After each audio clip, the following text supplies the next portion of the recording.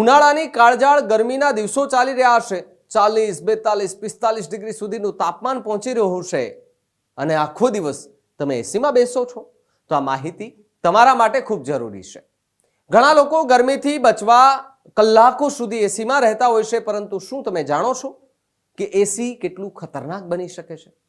એસી સતત હવામાંથી ભેજ શોષી લે છે, જેના કારણે રૂમની હવા એકદમ સૂકી બની જાય છે અને પછી શરૂ થાય છે અનેક સમસ્યાઓ.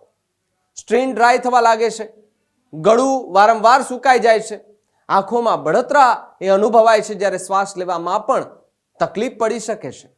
માત્ર શરીર જ નહીં, સૂકી હવાને કારણે ઘરના જે લાકડાઓ છે, ફર્નિચર છે, તેમને પણ નુકસાન પહોંચે છે. પણ આ બધાનો એક ઉપાય શું? હાલ સોશિયલ મીડિયા પર એક જ ચર્ચા ચાલી રહી છે કે રૂમની અંદર પાણીની ડોલ ભરી રાખવાથી આ બધી જ સમસ્યાઓનો ઉકેલ આવી શકે છે. એસી ચાલતા રૂમમાં પાણીની એક ડોલ રાખો. ડોલની એ પાણી જે ભરેલું હોય એ ડોલ એ રાખવાથી કુદરતી રીતે હવામાં ભેજનું પ્રમાણ જે છે તે જળવાઈ રહે છે, જેના કારણે રૂમની હવા એટલી સૂકી રહેતી નથી અને પછી એ સ્કિન જે છે તે ઓછી ડ્રાય થાય છે, ગળામાં રાહત મળે છે, આંખોની બળતરા ઘટે છે અને શ્વાસ લેવામાં પણ સરળતા રહે છે. નાની એવી આ ઘરેલું ટ્રીક ઉનાળામાં તમને અને તમારા પરિવારને એક મોટી રાહત આપી શકે એમ છે. તો માહિતી તમને કેવી લાગી? કમેન્ટ બોક્સમાં ખાસ કમેન્ટ કરજો. જોતા રહેજો ન્યૂઝરૂમ.